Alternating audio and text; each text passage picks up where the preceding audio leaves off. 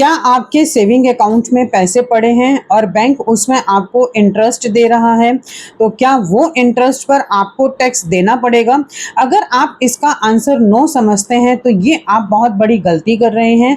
Actually में सच्चाई कुछ और ही है। तो फ्रेंड्स, आज की इस वीडियो में हम ये बात करेंगे कि सेविंग अकाउंट इंटरेस्ट जो होता है वो इनकम टैक्सेबल होती है या नॉन टैक्सेबल होती है। फ्रेंड्स, अगर आपने अभी तक हमारे चैनल को सब्सक्राइब नहीं किया है तो आप अभी कर दीजिए, क्योंकि इससे हमें मोटिवेशन मिलता है आपके लिए ऐसे वीडियोस को आगे लाने के लिए। सो फ्रेंड्स, वीडियो स्टार्ट करते हैं। फ्रेंड्स, कोई टैक्स पेयर जिनके अकाउंट में बहुत सारे पैसे पड़े हैं और बैंक के थ्रू उन्हें इंटरेस्ट आ रहा है, तो क्या उनको उस इनकम को टैक्सेबल माना जाएगा या फिर वो टैक्स फ्री होगी? एक्चुअली में जब वो अपने इनकम टैक्स के रिटर्न को फाइल करते हैं तो वो अपनी सेविंग अकाउंट की बैंक इंटरेस्ट इनकम को शो नहीं करते हैं, क्योंकि उन्हें ये लगता है कि बैंक से पैसा आया है इसलिए ज़रूरी नहीं है इसको शो करना। तो उस केस में क्या होता है कि जब वो अपने इनकम टैक्स के रिटर्न को फाइल करते हैं तो उस टाइम पर उनको पता चलता है कि सेविंग अकाउंट की जो इंटरेस्ट है वो भी इनकम माना जाता है। तो फ्रेंड्स, अब मैं आपको बहुत ही इजी लैंग्वेज में बताती हूँ कि सेविंग अकाउंट की जो इंटरेस्ट इनकम है वो टैक्सेबल है या नहीं है। फ्रेंड्स, होता क्या है कि सेविंग अकाउंट की जो इंटरेस्ट आता है वो आपका इनकम माना जाता है।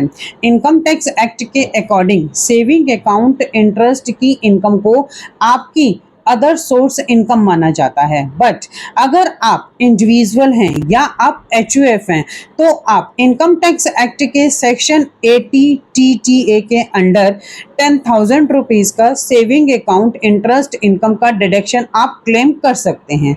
फॉर एग्जाम्पल, अगर आपको पूरे साल में 8,000 रुपये का सेविंग अकाउंट इंटरेस्ट आया है तो आप इनकम टैक्स एक्ट के सेक्शन 80 TTA में 8,000 रुपये का डिडक्शन क्लेम कर सकते हैं, जिससे कि वो इनकम आपकी टैक्स फ्री हो जाएगी। बट अगर आपको पूरे साल में 15,000 रुपये का सेविंग अकाउंट इंटरेस्ट इनकम हुई है तो उसमें से 10,000 रुपये तक की जो है वो आप डिडक्शन क्लेम कर सकते हैं, यानी कि 10,000 रुपये तक की इनकम आपकी टैक्स फ्री हो जाएगी और बाकी के 5,000 रुपये के ऊपर आपको टैक्स पे करना पड़ेगा, वो आपकी टैक्सेबल इनकम मानी जाएगी।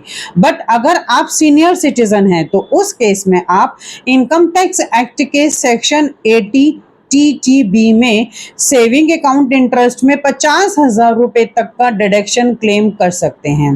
फ्रेंड्स, बहुत से लोग ये सोचते हैं कि इनकम टैक्स के रिटर्न को फाइल करते हुए हमें अपने सेविंग अकाउंट इंटरेस्ट को शो नहीं करना, बट ये गलत है, क्योंकि इनकम टैक्स डिपार्टमेंट की आपकी हर एक्टिविटी पे नज़र रहती है, उनके पास आपकी सारी इंफॉर्मेशन रहती है। तो अगर आप अपनी इनकम टैक्स के रिटर्न को फाइल करते समय सेविंग अकाउंट इंटरेस्ट इनकम को शो नहीं करते हैं तो इन फ्यूचर मिसमैच का नोटिस आने के चांसेस होते हैं। तो फ्रेंड्स, याद रखिए कि इनकम टैक्स के रिटर्न को फाइल करते समय सेविंग अकाउंट इंटरेस्ट की इनकम को रिपोर्ट करना बहुत जरूरी है।